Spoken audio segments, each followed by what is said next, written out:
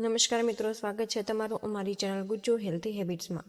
મિત્રો, સવારે ઉઠતાની સાથે પાણી પીવાની આ ભૂલ તમને ભારે પડી શકે છે। 50ની ઉંમર પછી 5 સૌથી જરૂરી વાતો। મિત્રો, શું તમે પણ સવારે આંખ ખુલતાની સાથે જ સૌથી પહેલા 2-3 ગ્લાસ પાણી પી લો?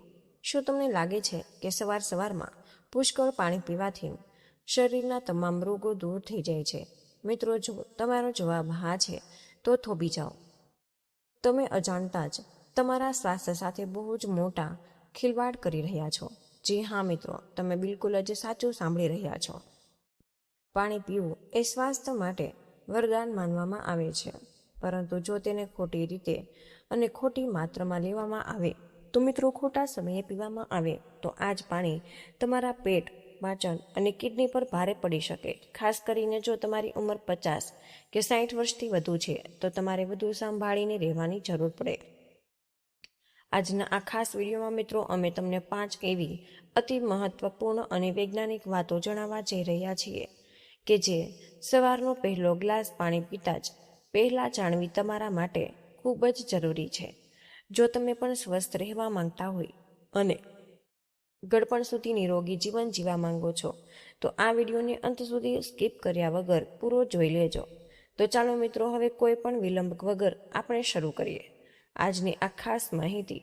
પ્રથમ વાત, સવારે ઉઠતાની સાથે જ એક સાથે બહુ બધું પાણી પીવાથી બચો।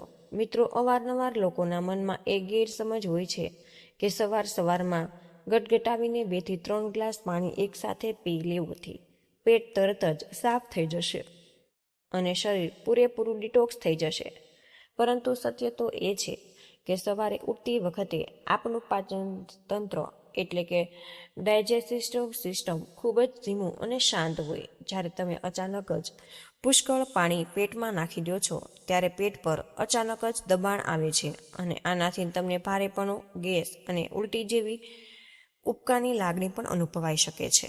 મિત્રો, જો તમે એકસાથે બહુ જ બધું પાણી પીધું તો સવારે પાણી પીવું એ એક સારી ટેવ છે, પરંતુ તેને કોઈ પણ સ્પર્ધા કે જબરજસ્તીની જેમ બિલકુલ ન લ્યો। સાચી રીત તો એ છે કે તમે સવારે ઉઠીને આરામથી બેસો અને પાણીને ચાની જેમ નાના નાના ઘૂંટડામાં પીઓ। જેટલી તમારી તરસ હોય એટલું જ તમારે પાણી પીવું જોઈએ।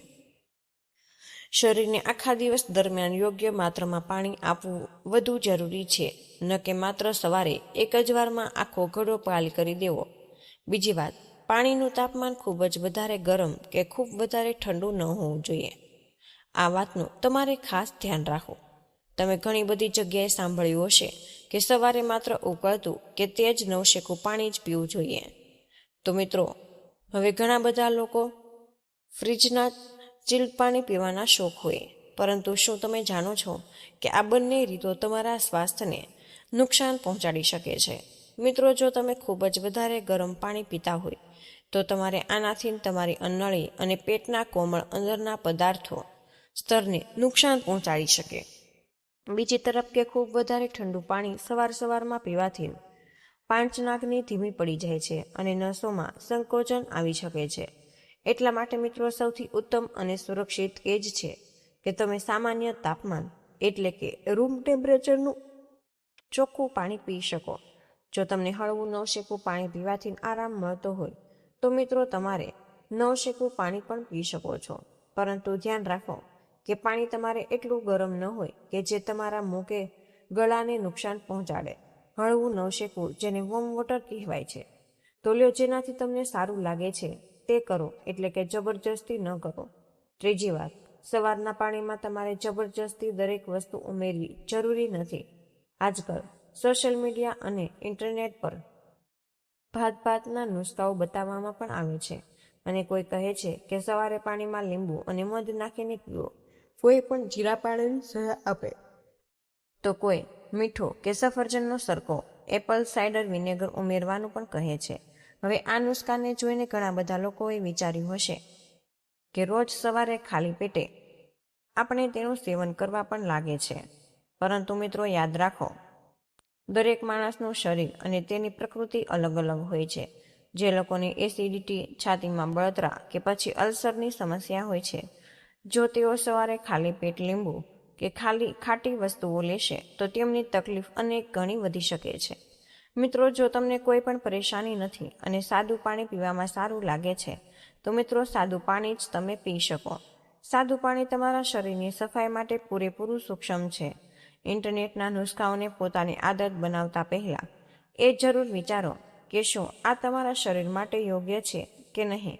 ચોથી વાત, માત્ર પાણી પીવાથી જ જૂની કબજિયાત મટતી નથી. ઘણા બધા લોકો એવું વિચારે છે કે સવારે ઉઠીને 1 લીટર પાણી પી લેવાથી વર્ષો જૂની કબજિયાતની બીમારી ચૂટકીમાં ગાયબ થઈ જશે. પાણી પીવું શરીરને હાઇડ્રેટ રાખવા અને આંતરડા સાફ કરવામાં મદદ જરૂર કરે છે, પરંતુ આ કબજિયાતની દવા બિલકુલ નથી. જો તમે આખો દિવસ જંક ફૂડ ખાઓ છો તો મિત્રો તમારા ખોરાકમાં ફાઇબર નથી અને તમે કોઈ પણ શારીરિક મહેનત નથી કરતા, તો માત્ર તમારે સવારે પાણી પીવાથી જ તમારી કબજિયાત દૂર થવાની બિલકુલ નથી. કબજિયાતથી તમારે છુટકારો મેળવવા માટે તમારે પોતાના ખોરાકમાં લીલા શાકભાજી, દૂધી, તુરિયા જેવા શાકભાજી કે વેલાવાળા શાકભાજી છે, આ તમારે ચોમાસાના સમયેથી અને ફળો તથા આખા અનાજ સામેલ કરવા અને રોજ થોડું ચાલો કે વ્યાયામ કરો. અને હા, જો તમને ખૂબ જ જૂની કબજિયાત હોય, મળમાં લોહી આવતો હોય કે પેટમાં સતત દુખાવો તમને રહેતો હોય તો મિત્રો તેને માત્ર ઘરેલું નુસ્ખાનો ભરોસો ન છોડો. તરત જ કોઈ સારા એવા ડૉક્ટરનો સંપર્ક કરી. પાંચમી વાત કે દરેક વ્યક્તિને બહુ વધારે પાણી પીવાની જરૂર નથી હોતી. આ પોઈન્ટ વિશેષ રૂપે 50 થી 60 વર્ષથી વધુ ઉંમરના વડીલો અને એ લોકો માટે ખૂબ જરૂરી છે કે જેઓ કોઈને કોઈ સ્વાસ્થ્ય સમસ્યાથી ઝઝૂમી રહ્યા હોય છે. જો કોઈ પણ વ્યક્તિને હૃદયની બીમારી, કિડનીની બીમારી કે લીવરની સમસ્યા હોય તો મિત્રો ડૉક્ટર દ્વારા તેમને પાણી મર્યાદિત માત્રામાં પીવાની સલાહ પણ આપવામાં આવે છે. મિત્રો, આવા દર્દીઓએ ઇન્ટરનેટ પર સવારે 3 ગ્લાસ પાણી પીવું જેવા નિયમોનું પાલન ભૂલથી પણ ન કરવું જોઈએ. મિત્રો, અત્યંત પાણી પીવાથી કિડની પર દબાણ પડી શકે અને ફેફસા કે શરીરમાં પાણી ભરાવાનું જોખમ પણ થઈ શકે. આવી જ રીતે જો તમને રાત્રે વારંવાર પેશાબ જવા માટે ઉઠવું પડતું હોય તો મિત્રો પોતાના ડૉક્ટરની સલાહ લ્યો. હંમેશા યાદ રાખો, પાણી ખૂબ જ જરૂરી છે, પરંતુ જરૂરિયાત કરતાં વધુ પાણી પીવું પણ શરીર માટે નુકસાનકારક સાબિત થઈ શકે છે. મિત્રો, હવે સવારે પાણી પીવાની વાત હોય અને તાંબાના વાસણ એટલે કે તામ્રજળનો ઉલ્લેખ ન થાય, મિત્રો એવું તો બની જ ન શકે. હવે આપણા દેશમાં સદીઓથી એવું માનવામાં આવે છે કે તાંબાના વાસણમાં રાખેલું પાણી પીવાથી શરીરના ત્રણેય દોષ વાત, પિત્ત અને કફ સંતુલનમાં રહે છે. પરંતુ શું તમે જાણો છો કે તાંબાનું પાણી પીવામાં પણ 90% લોકો બહુ મોટી ભૂલ કરે.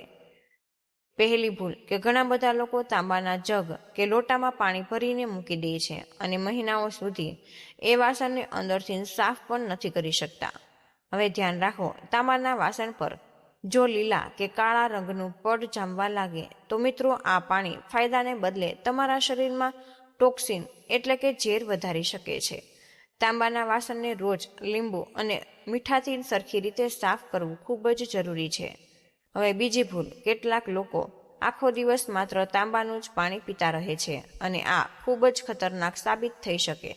શરીરમાં જરૂર કરતાં વધુ કોપર જમા થવાથી લીવર અને પેટની ગંભીર સમસ્યા થઈ શકે છે.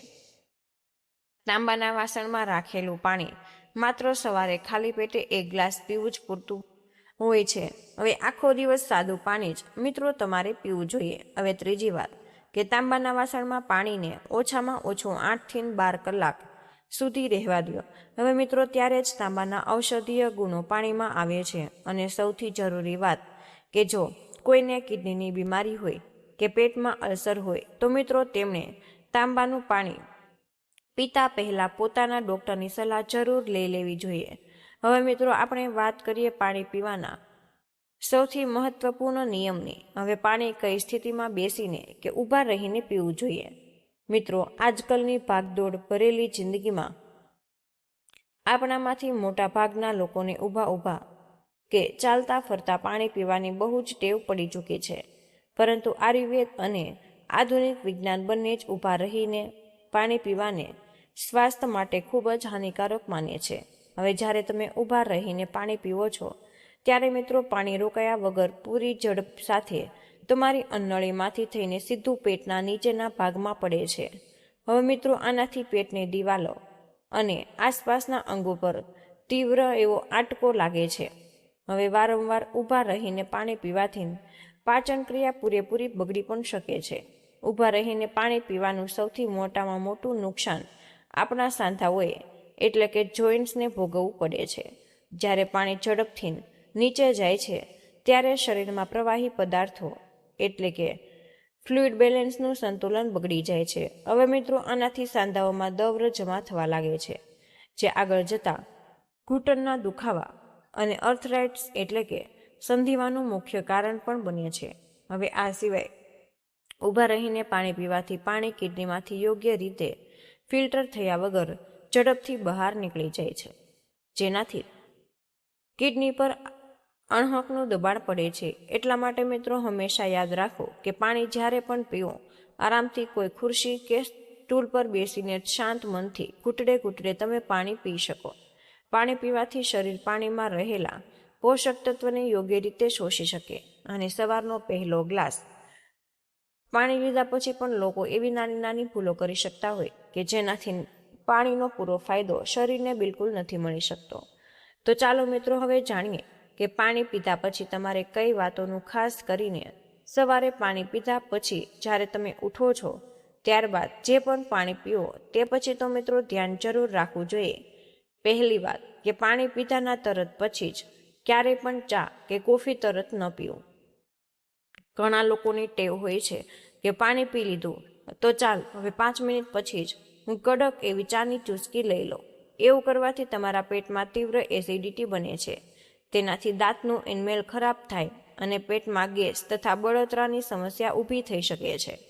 પાણી પીવા અને ચા કોફી કે નાસ્તા વચ્ચે ઓછામાં ઓછું તમારે 30 થી 45 મિનિટનું અંતર જરૂર રાખવું, ખાસ કરીને મોર્નિંગના ટાઈમે. બીજી વાત કે સવારે પાણી પીધાના તરત પછી ભારે કસરત કે પેટના અઘરા યોગાસન ન કરો.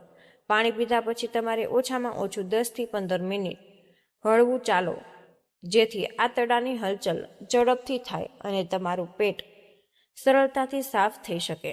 મિત્રો હવે ત્રીજી વાત કે પાણી પીધાના તરત પછી નાહવા જવાથી બચો. જ્યારે પણ તમે પાણી પીવો ત્યારે તમારું શરીરનું આંતરિક તાપમાન બદલાય છે. તરત પાણી પીને નાહવાથી શરીરનું તાપમાન અસંતુલિત થઈ શકે છે, જેનાથી તમારું પાચન ધીમું પડી જાય. તો મિત્રો આજના આ વિડીયોમાં આપણે એ શીખ્યા કે સવારે ઉઠીને પાણી પીવું એ ખૂબ જ સારી અને સ્વાસ્થ્યપ્રદ છે, પરંતુ તેને સાચી રીતે પીવું એ જ અસલી સ્વાસ્થ્યની ચાવી છે. મિત્રો સવારે ઉઠીને હંમેશા બેસીને ઘૂંટડે પોતાની તરસ મુજબ જેટલું તમારા શરીરના હિસાબે હોય તેટલું જ તમારે પાણી પીવું. સામાન્ય કે હળવું નવશેકું પાણી પીવું. ફ્રીજનું પણ નથી પીવાનું અને બહુ જ ગરમ પણ તમારે નથી પીવાનું. હવે કોઈના બહેકાવામાં આવીને એકસાથે 2 કે 3 ગ્લાસ પાણીનો ગટકાવો અને ન તો ડૉક્ટરની સલાહ વગર દરેક પ્રકારના નુસ્ખા અજમાવવાનું યાદ રાખો. મિત્રો સારું સ્વાસ્થ્ય માત્ર સવારના 1 ગ્લાસ પાણીથી નથી બનતું, પરંતુ યોગ્ય ખાનપાન, પૂરતી ઊંઘ અને નિયમિત વ્યાયામથી જ મળે છે. એટલા માટે મિત્રો માત્ર પાણી પર જ ફોકસ કરવાનું બંધ કરો. મિત્રો મને આશા છે કે આજનો આ વિડીયો તમને જરૂર પસંદ આવ્યો હશે અને હા, વિડીયોમાંથી તમને કંઈક ને કંઈક નવું શીખવા જરૂર મળ્યું હશે. તો મિત્રો આજના વિડીયોમાં બસ આટલું જ. આજની આ માહિતી તમને કેવી લાગી અને આ વિડીયો તમે કયા શહેરમાંથી સાંભળી રહ્યા છો તે અમને કમેન્ટ બોક્સમાં જરૂરથી જણાવી દેજો. વિડીયો પસંદ આવ્યો હોય તો મિત્રો વિડીયોને લાઇક અને તમારા મિત્રો સાથે શેર જરૂરથી કરી દેજો. ચેનલ પર નવા હોય તો ચેનલને સબસ્ક્રાઇબ કરવાનું બિલકુલ ભૂલશો નહીં. વિડીયોને અંત સુધી જોવા બદલ આપનો ખૂબ ખૂબ જ આભાર.